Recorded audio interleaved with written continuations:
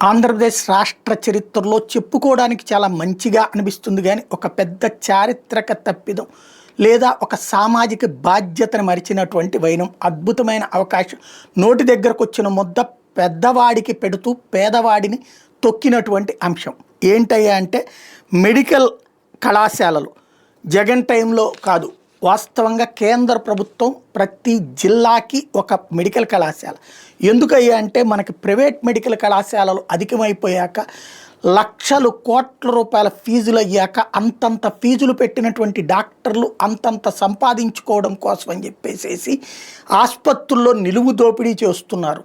మందులు రాయడం దగ్గర నుంచి డయాగ్నసిస్ దగ్గర నుంచి ప్రతి పరీక్షకి అవసరం ఉన్నా లేకపోయినా మన దగ్గర నిలువు దోపిడీ చేస్తున్నారు. 1000 రూపాయలతో అయ్యే పని 1,00,000 రూపాయలు చేస్తున్నారు. ఇంత దోపిడీ ఎందుకు జరుగుతోందన్నటువంటి ప్రభుత్వం అంచనా వేస్తే ఈ వైద్య విద్య అధిక ధరలకి అవటం వలన అన్నటువంటి విషయం తేలాక ఒకనాడు ఎందుకు వైద్యం తక్కువ ధరకు వచ్చిందయ్యా అంటే ప్రభుత్వ వైద్య కళాశాలల్లో చదివినటువంటి వాళ్ళు దాంట్లో మళ్ళీ రిజర్వేషన్స్ వల్ల ఫీజులలో కూడా రాయితీలు పొంది చదివినటువంటి వాళ్ళు ఆ రోజున చాలా బాధ్యతగా సమాజం ఒక దేవాలయంగా భావించి వైద్యం చేశారు. అది కాకుండా సమాజాన్ని ఒక వ్యాపార సంస్థగా భావించి చేస్తున్నారన్న ఉద్దేశంతో మెడికల్ కళాశాల ప్రతి జిల్లాకి ఒకటి ఇచ్చింది. ఆ మెడికల్ కళాశాలని కట్టి ప్రభుత్వమే కేంద్ర ప్రభుత్వమే డబ్బులు ఇస్తుంది. ఇక్కడ స్థలం రాష్ట్ర ప్రభుత్వం చూస్తే చాలు కేంద్ర ప్రభుత్వం డబ్బులు ఇస్తుంది, ఇంక్లూడింగ్ మెటీరియల్తో సహా వస్తుంది. అది కట్టిన తర్వాతన ఇక్కడ వీళ్ళకంటే దాదాపు 1000 కోట్లు వాళ్ళు ఖర్చు పెడితే వీళ్ళకి ఒక 200 కోట్లు 300 కోట్లు ఖర్చు అవుతుంది. అలా అయ్యేటటువంటి దాంతో తీసుకొచ్చుకుని ఇక్కడే మెడికల్ సీట్లు వస్తాయి, తక్కువ రేటుకే ఇక్కడ ఉన్నటువంటి విద్యార్థులకు అవకాశం వస్తుంది. ఇప్పుడు విదేశాలకు పోయి చదివే కర్మ లేకుండా ఇక్కడే చదువుకోవచ్చు. ఎట్ ద సేమ్ టైం అయ్యాక ఇక్కడే మనకి డాక్టర్లు దొరుకుతారు.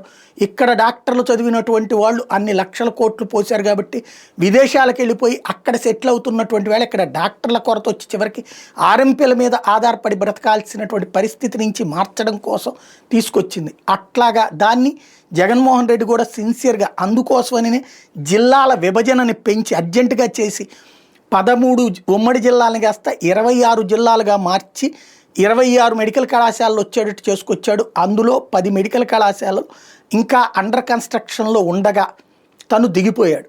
ఇప్పుడు ఆ మెడికల్ కళాశాలలు కేవలం 900 కోట్ల రూపాయల భారం భరించలేము అంటూ తీసుకెళ్ళి పీపీపీ ప్రాతిపదికన ప్రైవేటు వ్యక్తుల చేతులకి అప్పచెప్పేస్తున్నారు. ప్రైవేటు వ్యక్తుల చేతికంటే ఆటోమేటిక్గా ప్రైవేట్ మెడికల్ కళాశాలలు ఆటోమేటిక్గా భారీ ఫీజులు ఆటోమేటిక్గా రొటీన్ వ్యాపార సామ్రాజ్యం.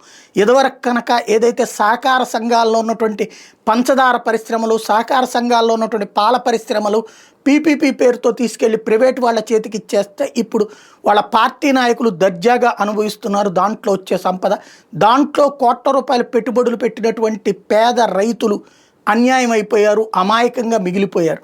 ఇప్పుడు అట్లాగే మళ్ళీ పేదవాడి దోపిడీ పేదవాడిని చేస్తూనే ఉంటారు. ఇదే పీపీపీ కాలేజీలు రేపు పొద్దున మళ్ళీ మన దగ్గర వాళ్ళ హాస్పిటళ్లలో నిలువునా దోచుకుంటాయి.